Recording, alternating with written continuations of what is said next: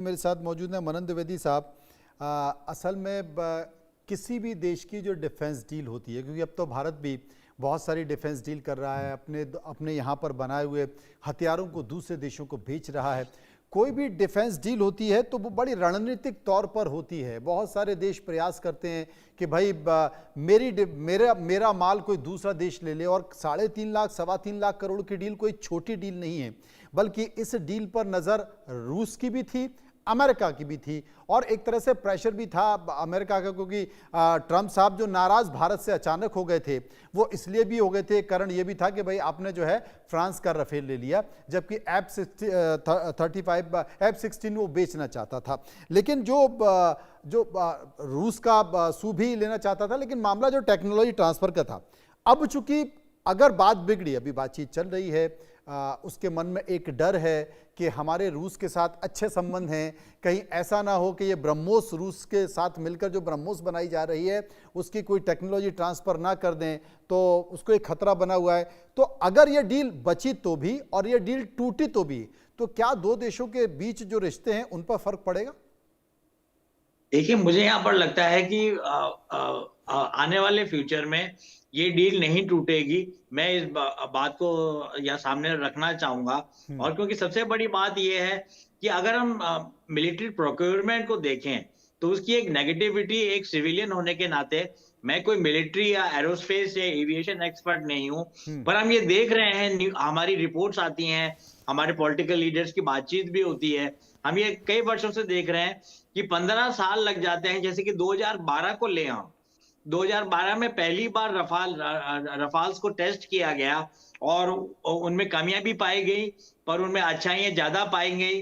तो उसके चलते MRFA में, जब जो गवर्नमेंट थी इंडियन नेशनल कांग्रेस की, उन्होंने इसको कहा कि ये बात आगे बढ़ाई जाएगी, और डील 2012-13 में हुई कि 118 राफेल्स भारत लेगा। पर 2014 मई के बाद जब बीजेपी सरकार आई, नरेंद्र मोदी सरकार आई, तो उन्होंने MRFA को हटा के MMRCA, medium multi role combat aircraft की जो स्कीम है, जो कैटेगराइजेशन है, उसको सामने रखा। और उसके चलते, जैसा कि मेरे प्रबुद्ध एक्सपर्ट्स पहले ही बता चुके हैं, 36 रफाल्स तो हमारी एयरफोर्स को दिए गए और 26 दिए गए मरीन्स को। और उसके चलते अगर हम आगे, तो मैं आपसे ये कहना ये चाह रहा था आपके प्रश्न पे कि देखिए, 2012 से बातचीत चल रही है, टेस्टिंग हो रही है, उसके अलावा जियोपॉलिटिकल समीकरण बिठाए जा रहे हैं, बीच में डोनाल्ड ट्रंप आते हैं और वो भारत को S-400 मिसाइल्स जो हमने रशिया से लिए हैं, या Su-57 जो हम लोग ले सकते हैं रशिया से, उसके लिए हमें प्रताड़ित करते हैं, डांट लगाते हैं, फटकार लगाते हैं, और बड़ी मुश्किल से, पर बड़ी चतुराई और स्मार्टली जयशंकर साहब और मोदी जी इस चीज को क्रॉस कर लेते हैं। कहने का मतलब है कि जब प्लानिंग होती है MOD में, और फिर ब्यूरोक्रेटिक रेड टेपिज्म के चलते, और कई पॉलिटिकल पार्टीज के चलते, अपोजिशन के चलते, और हर तरीके की जो ऑब्स्टेकल्स हैं, जो सिविलियन और सिविक ऑब्स्टेकल्स हैं, और जो कॉमर्शियल और मॉनिटरी ऑब्स्टेकल्स हैं, उनके चलते 15 साल लग जाते हैं। अभी भी हम देखें तो हम पाएंगे कि 2015 में MMRCA आया, और काफी कम प्लेन्स रफाल्स 2021-22 में भारत की एयरफोर्स को मिल पाए।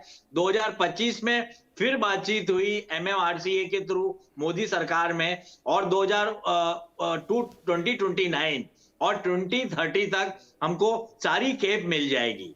तो कहने का मतलब ये कि रफाल हमारे लिए सही है, पर सोर्स कोड की बात बिल्कुल सही है। जैसे कि मजाक में और जोकिंगली कहा जाता है F-16 में कि जो उनकी सैबर जेट्स की 1971 में हालत हुई थी राजस्थान और पंजाब की स्काईज के ऊपर, हमारे नेट्स जो थे वो बड़े पुराने थे, और जब छोटे बच्चे हम लोग हुआ करते थे, भारत की मिथ और लोर की बात किया करते थे, हमारी नेशनल प्राइड की बात करते थे, तो हमारे नेट्स ने उनको इतना कंफ्यूज किया, इतना ध्वस्त किया कि वहां पर लोग उन दिनों राजस्थान के क्षेत्रों में, जैसलमेर, जोधपुर और जयपुर में, ये बात मैं इतिहास की बात दोहराना चाहूंगा, ये एक सिविलियन पर्सपेक्टिव है, ये कोई मिलिट्री का पर्सपेक्टिव नहीं है, या कोई टेक्निकल या कोई कैटेगराइजेशन नहीं है। तो घरों के ऊपर विंडोज के ऊपर काली चार्ट पेपर लगाने के लिए पुलिस और आर्मी के चौबंद पाबंद जवान आते थे, लगा जाते थे।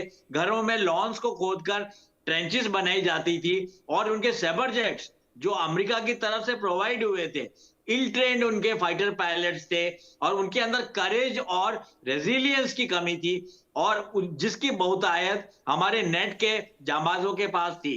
तो उसके चलते वो लोग अगर हॉस्पिटल को अटैक करेंगे, कैंटोनमेंट पे बम गिराना है तो मिट्टी में गिरा जाएंगे और कैंटोनमेंट की जगह किसी स्कूल पे गिरा जाएंगे। ऐसी कई प्रॉब्लम्स हुई। ऐसी तो बहुत क्या ये सारी अलग प्रॉब्लम बात होती हुई? है, शायद इसलिए बड़ा सोच समझ के फैसला भी लिया जाता है। ध्रुव जी मेरे साथ मौजूद हैं। ध्रुव साहब, मैं आपसे एक बात पूछना चाहता हूं। मुझे लगता है कि शायद राफेल ने अब तक जो प्रदर्शन किया है बहुत शानदार रहा है। एयरफोर्स में 36 और नेवी में 26, ये एक क्षमता मानी जा रही है, इसलिए एक बड़ी डील 114 की डील की जा रही है। लेकिन जो चर्चा चल रही है जिसमें सोर्स कोड की बात की जा रही है कि भाई ये आप हमें दे दो, हम इसमें कुछ चेंजेस करना चाहते हैं। और चेंजेस क्या है? बेसिकली भारत इसमें ब्रह्मोस लगाना चाहता है। तो क्या राफेल की क्षमता है, ब्रह्मोस मिसाइल लग सकती है? क्योंकि अगर वो लग जाएगी तो इसकी स्थिति कह सकते हैं कि कमाल हो जाएगी। नहीं, देखिए, ब्रह्मोस स्वीट लग सकता है अगर अगर वो सोर्स कोड मिल जाए, लेकिन ये सिर्फ मिसाइल की बात नहीं है। ये रेडार्स भी हैं, ये पूरा कंप्लीट सिस्टम है। तो जिस प्रकार से हम करना चाहते हैं, एक बार अगर सोर्स कोड मिल जाए तो हम अपना इक्विपमेंट लगा सकते हैं। और ये मैं समझता हूँ एक बहुत बहुत पावरफुल इंस्ट्रूमेंट हो जाता है। राफेल एक प्रूव्ड फाइटर एयरक्राफ्ट है, क्योंकि अल्टीमेट टेस्ट जो होता है वो युद्ध में होता है, और वो हमने 4 दिन में देख लिया कि ये कितना सफल हुआ है। तो सोर्स कोड में मिलने में कोई भी देश इस प्रकार का सिस्टम इतनी आसानी से देता नहीं है। ये बड़ी अपर एंड टेक्नोलॉजी है। लेकिन भारत और फ्रांस के रिश्ते तो वैसे बहुत अच्छे हैं, और सिक्योरिटी के हिसाब से फ्रांस को तो कोई शक नहीं है, ये सोर्स कोड अगर भारत को मिल जाए, ये किसी भी हालत में रूस या दूसरे देश को नहीं जाएगा। तो वो सिस्टम्स तैयार है, और वो सिस्टम इंटरनली सभी लोगों के पास है। जिस प्रकार से भारत अभी फ्रांस से ये हथियार खरीद रहा है, तो उसकी सिक्योरिटी जो है फ्रांस किसी दूसरे देश को नहीं देती है। और हर एक कंट्री जो है उसकी अपनी ये इज्जत होती है, क्योंकि एक बार अगर वो भरोसा टूट जाए, वो जिंदगी भर टूट जाता है। तो कोई भी देश इस प्रकार की गलती नहीं करता है। तो मुझे लगता है ये कहीं ना कहीं अब ये बीच का रास्ता कोई हम निकाल देंगे, और यही हथियार ये सोर्स कोड के साथ भारत को जो 114 राफेल खरीदने हैं, कुछ हद तक मिल जाएंगे। दूसरा, जो हम इंटरनली हथियार ये जो राफेल बनाएंगे, जब तक लास्ट एयरक्राफ्ट हमारा बन जाएगा, उसमें कम से कम 60% लोकल पुर्जे होंगे। इसका मतलब है जो भारत में खुद जो बने हुए हैं वो होंगे। तो ये काफी हद तक सेल्फ डिपेंडेंसी भी हो जाएगी, जिससे कि हमारी आम का जो प्रोग्राम चल रहा है उसमें भी इसका बहुत फायदा होगा। मनोज जी, उसमें भी इसका बहुत फायदा होगा। मेरे साथ तमाम लोग मौजूद हैं। राजेश जी, बहुत लंबी लड़ाई है, मुझे लगता है 1 दशक से ज़्यादा का समय हो गया, तब जाके